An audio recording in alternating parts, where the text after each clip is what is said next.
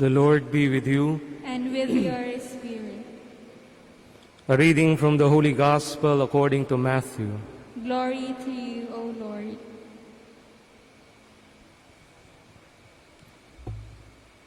Jesus said, "You are the salt of the earth. But what if salt goes flat? How can you restore its flavor? Then it is good for nothing but to be thrown out and trampled underfoot. You are the light of the world. A city set on a hill cannot be hidden. Men do not light a lamp and then put it under a bushel basket. Rather, they set it on a stand where it gives light to all in the house. In the same way, your light must shine before men, so that they may see goodness in your acts and give praise to your heavenly Father." Dear brothers and sisters, the Gospel of the Lord. Praise to you, Lord Jesus Christ. Please be seated.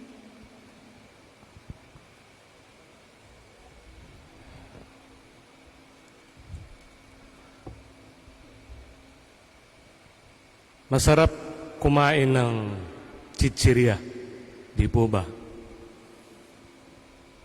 Corn chips man yan, potato chips,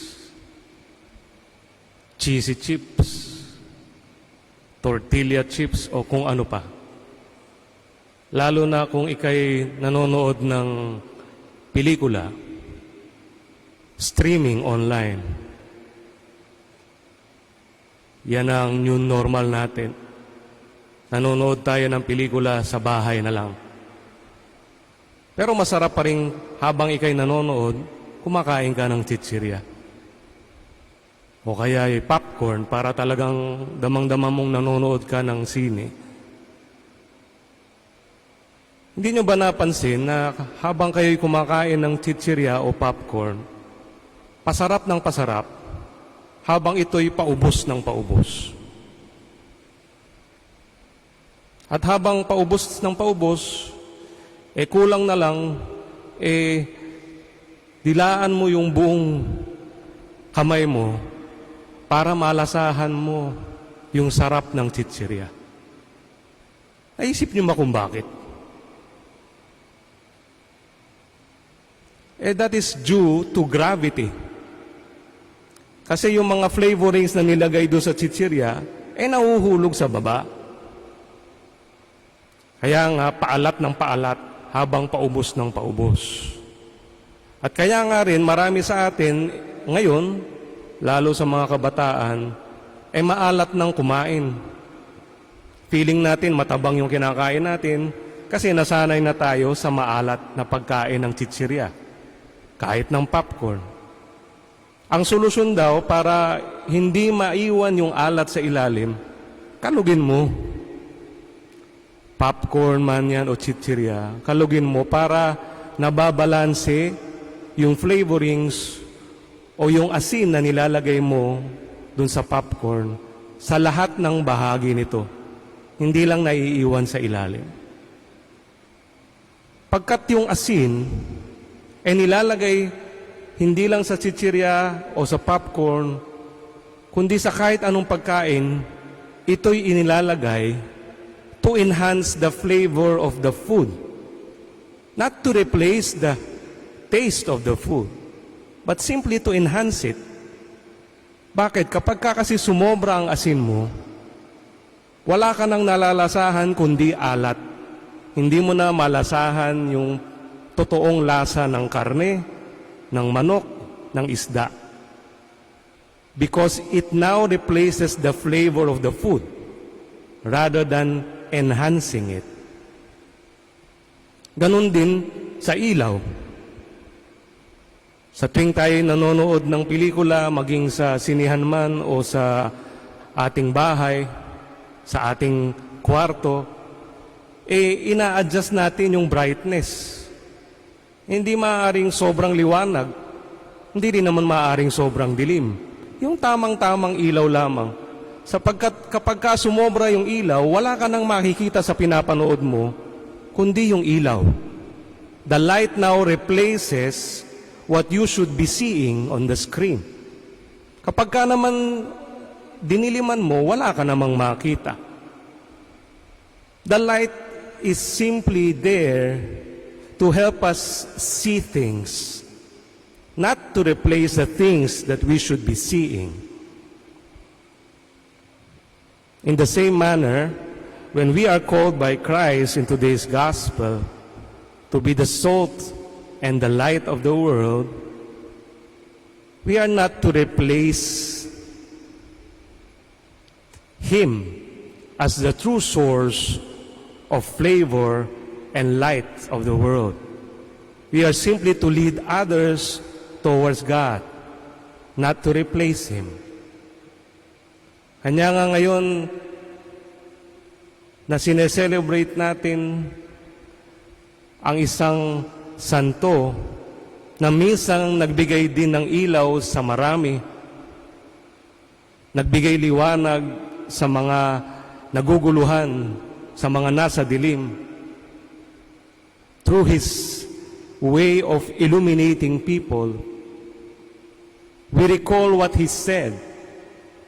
It is better to illuminate than to shine. Ano bang pagkakaiba ng illumination and shining? Well, when you talk about shine, you simply call attention to yourself. You shine. You want people to look up to you. You want people to adore you. Kanya nga, tinitingala natin yung mga celebrity, yung tinatawag nating star. Hindi lang natin sila ina-adore, hindi lang natin sila hinahangaan. Gusto rin nating maging kagaya nila. Sikat, popular, mayaman, attractive, famous. They call attention to themselves. They shine. Well, akala natin maganda yung buhay nila. Mukhang on the surface, masayang maging celebrity, maging star. But you know what? When you interview them, when they talk about their lives, they're not truly happy up there.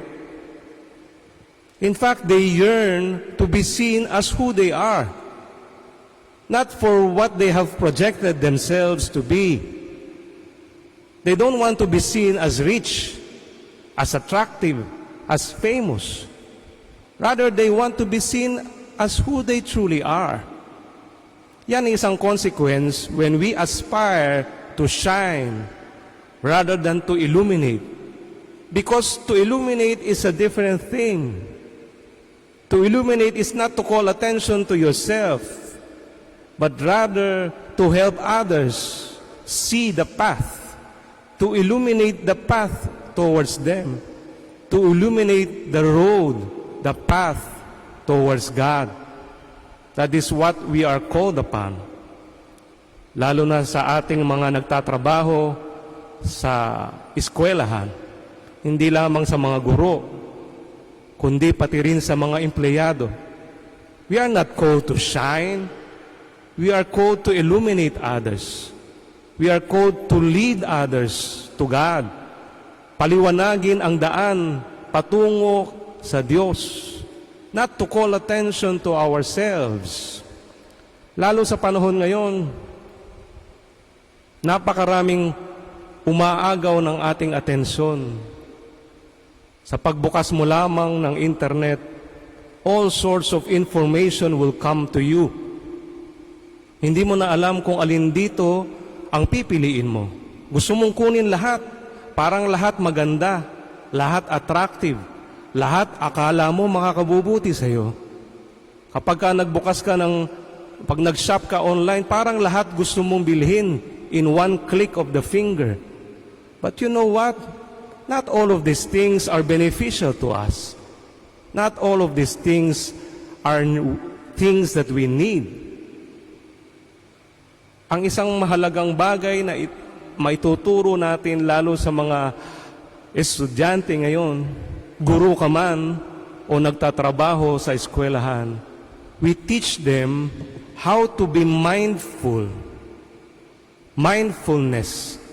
Not mindful, hindi yung punong-puno ng kung ano-ano yung isip, kundi mindfulness. Among all of these things that attract us, we ought to teach ourselves and others to choose which among these things ang ating pagninilay-nilayan. Ang alin sa mga bagay na to ang makakatulong sa atin magpalapit sa Diyos, magpalapit sa bawat isa. Otherwise, we click the X button and remove it from our sight and choose only those things which will be helpful to us. We contemplate on those things. Dinagdag ni Santo Tomas doon sa kanyang sinabing, it's better to illuminate than to shine, ang sumusunod na mga salita. It is also better to share to others contemplated truths rather than simply to contemplate. Ibig sabihin yung ibinabahagi natin sa ibang tao ay mga bagay-bagay na pinagnilay-nilayan din natin sa ating sarili bago natin ibahagi sa iba. Yung pinagnilay-nilayan natin sa ating sarili, hindi lang natin sasarilinin, kundi ibabahagi natin sa iba. At hindi lang basta ibabahagi, nang basta-basta. Before we share them to others, we ought to contemplate on them, to share to others the fruits of our contemplation. Pinagnilay-nilayan natin kung talagang kailangan nga ba natin ito. Pinagnilay-nilayan natin na yung mga bagay-bagay that attract us in these worlds, those things that shine, are not necessarily things that we need, are not necessarily things that would draw us closer to one another and most especially closer to God. Kinakailangang pagnilay-nilayan natin kung alin lang sa mga bagay-bagay na nag-a-attract sa ating senses ang makabubuti sa atin at magpapalapit sa atin sa bawat isa at lalo tigit sa Diyos. Kasi kung hindi, we disregard them and we focus our minds and hearts. We become mindful more dun sa mga bagay na tutulong sa atin to illuminate one another, to prepare the path for each other, paliwanagin ang daan para sama-sama tayong makalapit sa Diyos. As we celebrate today the feast of St. Thomas Aquinas and recall his words, it's better to illuminate than to shine. It is better to share to others contemplated truths rather than simply to contemplate. We reflect on our lives. Alin ba sa mga bagay-bagay na nag-a-attract ng ating attention ang tunay na kailangan natin at tunay na magpapalapit sa atin sa bawat isa at sa Diyos? At alin ba sa mga bagay-bagay na ginagawa natin ang nakakatulong sa atin at sa ibang taong paliwanagin ang daan patungo sa Diyos? At alin ba sa mga bagay-bagay na ginagawa natin are simply calling attention to ourselves rather than to the source of all light? At alin ba sa mga bagay-bagay natin ang nagre-replace sa Diyos?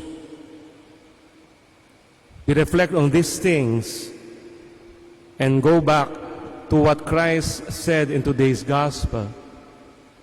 Christ calling to all of us to be the salt of the earth and the light of the world, but not to replace the flavor of food as salty food does, not to replace the source of light itself as shining objects do, rather to lead one another to the source of all flavor and all light and love, the good, the true good, the truth, and the beautiful, which is none other than God Himself.